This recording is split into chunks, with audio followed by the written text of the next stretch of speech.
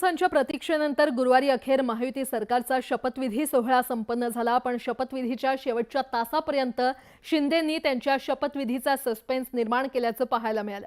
ज्या पद्धतीने शिंदेंनी ठराविक मंत्रिपदांवरून दबावाची खेळी केली ते पाहता शिंदेंच्या मनात नेमकं आहे तरी काय हा सवाल उपस्थित होतोय। तर आज फक्त देवेंद्र फडणवीस, एकनाथ शिंदे आणि अजित पवार यांचाच शपथविधी जो आहे तो पार पडणार आहे। उर्वरित आमदारांचा शपथविधी हा 7 तारखेला राजभवनामध्ये पार पडेल। 7 तारखेला राजभवनात 31 आमदारांना मंत्रिपदाची शपथ दिली जाईल। उपमुख्यमंत्रीपदाची शपथ जर शिंदेंनी घेतली नाही तर आम्हीही मंत्रिपदाची शपथ घेणार नाही।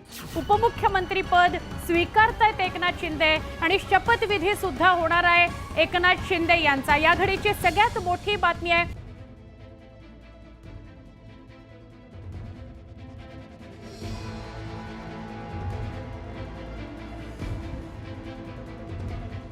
महाराष्ट्रात महायुती सरकारच्या शपथविधी सोहळ्याची धामधूम सुरू असतानाच शिंदेंच्या भूमिकेनं पुन्हा एकदा भाजपची कोंडी केल्याचं बघायला मिळालं। संध्याकाळी 5:30 वाजता देवेंद्र फडणवीसांच्या शपथविधीच्या बातम्यांपेक्षा शिंदेंच्या नाराजीचीच माध्यमात चर्चा रंगली। तब्बल 3 तासांहून जास्त वेळ दुपारी शिंदे शपथ घेणार की नाही या एकाच प्रश्नाभोवती घडामोडी घडताना दिसल्या। राज्यपालांच्या भेटीनंतरही स्पष्टता नाहीच।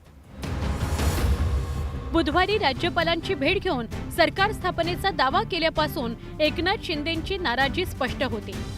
एकीकडे फडणवीस शिंदेंना सरकारमध्ये उपमुख्यमंत्री व्हा म्हणून विनंती करताना दिसले, पण शिंदेंची मात्र नकार घंटा होती। कल मैं स्वयं माननीय हमारे मुख्यमंत्री एकनाथ शिंदे जी के पास गया था और एकनाथ राव जी को मैंने ये निवेदन किया था कि हम सभी की इच्छा है कि इस सरकार में वे स्वयं हमारे साथ रहे। बाबा ते सांगितलं ना, संध्याकाळी आम्ही सांगतो तुम्हाला, संध्याकाळी सांगतो, मला ते एकदमच पाहिजे। थोडी कळ काढ ना, थोडी कळ। वार गुरुवार, वेळ सकाळी 10 वाजता।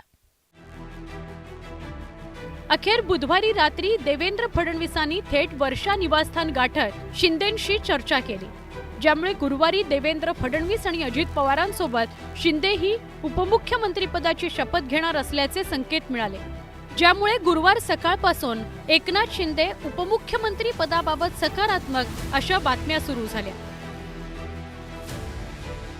तर आज फक्त देवेंद्र फडणवीस, एकनाथ शिंदे आणि अजित पवार यांचाच शपथविधी जो आहे तो पार पडणार आहे। उर्वरित आमदारांचा शपथविधी हा 7 तारखेला राजभवनामध्ये पार पडेल। उर्वरित आमदारांचा शपथविधी हा 7 तारखेला राजभवनात होणार आहे। 7 तारखेला राजभवनात 31 आमदारांना मंत्रिपदाची शपथ दिली जाईल। वार गुरुवार, वेळ दुपारी 1 वाजता। दुपारी 12 वाजेपर्यंत शिंदे शपथ घेणार अशा बातम्या सुरू असतानाच 1 वाजता अचानक उदय सामंत माध्यमांसमोर आले आणि त्यांनी शिंदेंच्या शपथविधीबाबत सस्पेन्स वाढवला। इतकंच नव्हे तर शिंदेंशिवाय शिवसेनेचा इतर कोणताच नेता उपमुख्यमंत्री पदाची शपथ घेणार नाही असं सांगत त्यांनी शिंदेंची नाराजी उघड केली। आम्ही सगळ्यांनी ही देखील भूमिका घेतलेली आहे की एकनाथ शिंदे साहेबांनी जर उपमुख्यमंत्री पद स्वीकारलं नाही तर आम्ही देखील, आम्हाला जर एखादी जबाबदारी कोणावरही, म्हणजे माझ्यावर असं नाही, कोणावरही जरी टाकण्याचा प्रयत्न शिंदे साहेबांनी जर केला तर ती आम्ही देखील स्वीकारणार नाही, अशा पद्धतीची आमची भूमिका ही स्पष्ट पद्धतीनं काल आम्ही शिंदे साहेबांना सांगितलेली आहे। वार गुरुवार, वेळ दुपारी 2 वाजता। एकीकडे शपथविधीसाठी पाहुणे मुंबईच्या दिशेनं येत असतानाच शिंदेंच्या शपथविधीबाबत पुन्हा संभ्रम निर्माण झाला। अमित शहा मुंबईत पोहोचायला अवघे 2 तास शिल्लक असल्यानं हायव्होल्टेज ड्रामा सुरू होता।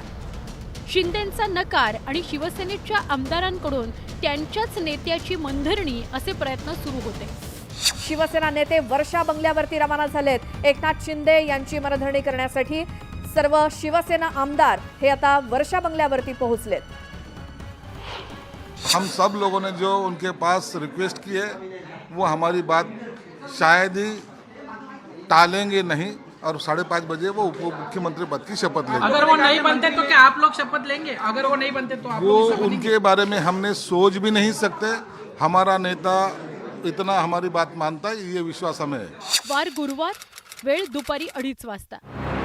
शपथविधीला अवघा 2.5 तास शिल्लक आहे. पण अजूनही शिंदे शपथ घेणार की नाही याबाबत अनिश्चितता कायम होती. शिंदेंच्या या भूमिकेमुळे भाजपची मात्र चांगलीच कोंडी झाली.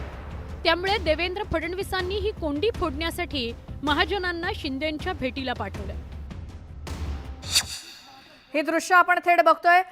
काळजीवाहू मुख्यमंत्री एकनाथ शिंदे यांचं निवासस्थान वर्षा बंगला इथली आहेत आणि गिरीश महाजन यांच्या गाड्यांचा ताफा आता वर्षा बंगल्यावरती पोहोचलेला आहे. गिरीश महाजन हे आता काळजीवाहू मुख्यमंत्री एकनाथ शिंदे यांच्याशी चर्चा करतील, कारण सध्या चर्चा ही नगरविकास खात्यावरनं सुरू आहे आणि आता एक प्रकारे शिंदेंची मनधरणी करण्यासाठी भाजपचे संकटमोचक एकीकडे महाजन शिंदेंशी चर्चा करत असताना शिवसेनेचे नेतेही काही वेळात देवेंद्र फडणवीसांच्या भेटीकरता सागरवर पोहोचले. सामंत आणि इतर शिवसेनेचे नेते हे सागर बंगल्यावरती पोहोचलेले आहेत. दुसरीकडे गिरीश महाजन जे शिंदेंची भेट घेण्यासाठी गेलेले आहेत. या नेमक्या चर्चांमध्ये काय होतं, या वाटाघाटींमध्ये काय होतं, एकनाथ शिंदे आज उपमुख्यमंत्री पदाची ठरल्याप्रमाणे शपथ घेणार का, नेमकं काय घडतंय, संध्याकाळी 5:30 वाजेपर्यंत अक्षरशः उत्सुकता ताणलेली असणार आहे आणि त्यामुळेच हा सगळा हाय व्होल्टेज ड्रामा आपण ज्याला म्हणतोय त्याला खरंच कारण परिस्थितीच तशी निर्माण झाली आहे. वार गुरुवार, वेळ दुपारी 3 वाजता. अखेर 3 वाजता शिंदेंच्या नाराजी नाट्यावर पडदा पडला. शपथविधीवरून शिंदेंनी सुरू केलेला हाय व्होल्टेज ड्रामा संपला. एकनाथ शिंदे उपमुख्यमंत्री पदाची शपथ घेणार असल्याचं स्पष्ट झालं आणि तब्बल 3 तासांचा सस्पेन्स संपला. शपथ टाळण्याची हिंमत जी असते ती त्यांच्यात आहे का हे तपासावं लागेल.